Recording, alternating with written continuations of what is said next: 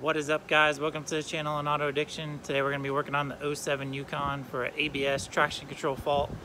So we're going to get this thing up on the rack, pull some codes, and fix this issue that my wife's been having with her Yukon. So y'all stay tuned.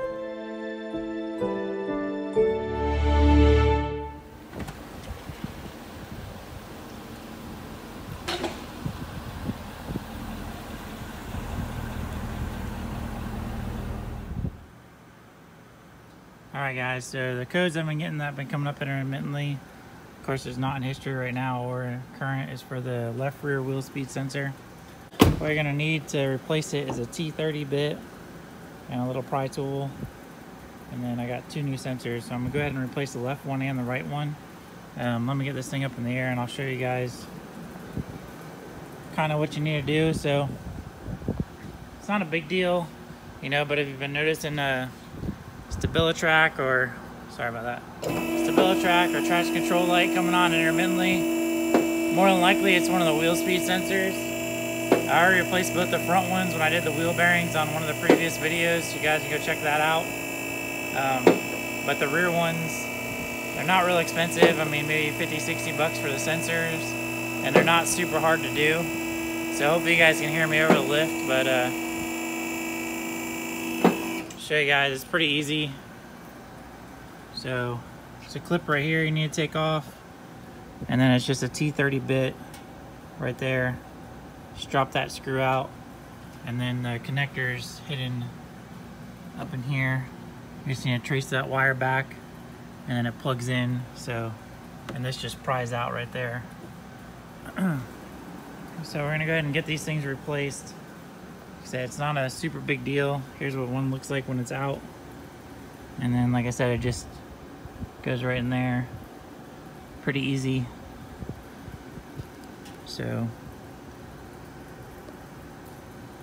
I don't think you see anything.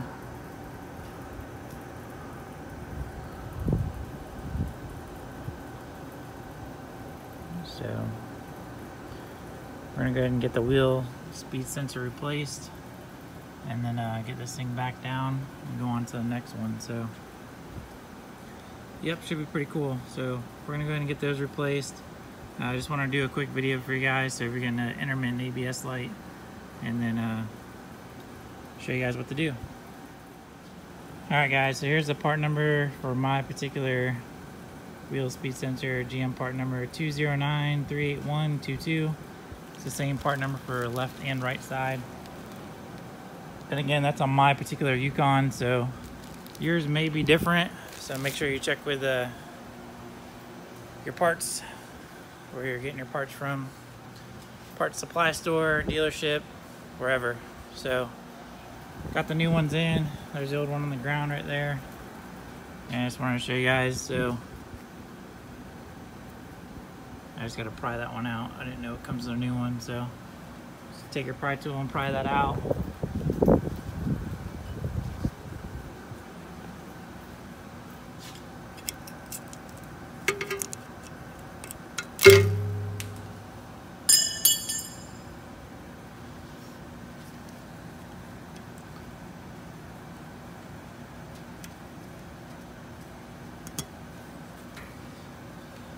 Alright, so it goes that way. Again, you got your one in the body side.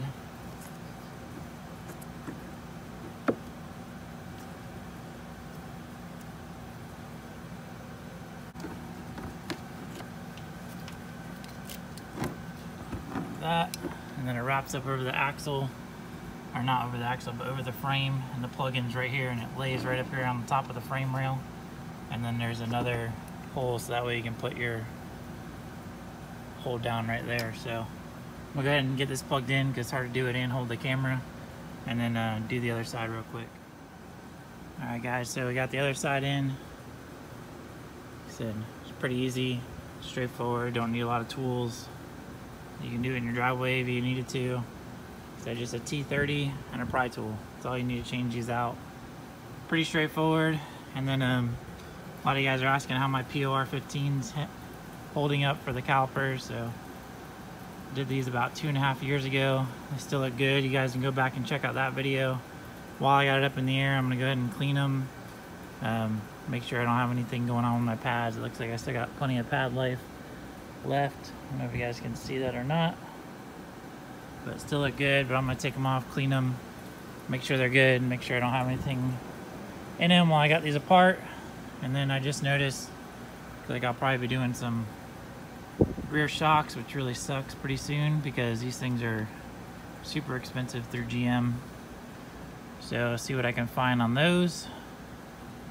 And yeah, so hopefully this video helps somebody out if you're getting an intermittent wheel speed sensor code for the rear.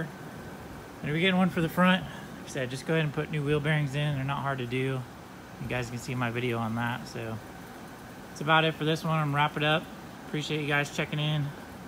Please hit that thumbs up button, subscribe to the channel. I know you guys love the YUKON build. So on the next video, we're actually gonna be changing the wheel setup. So you guys stay tuned for that. And then we'll see you guys on the next one.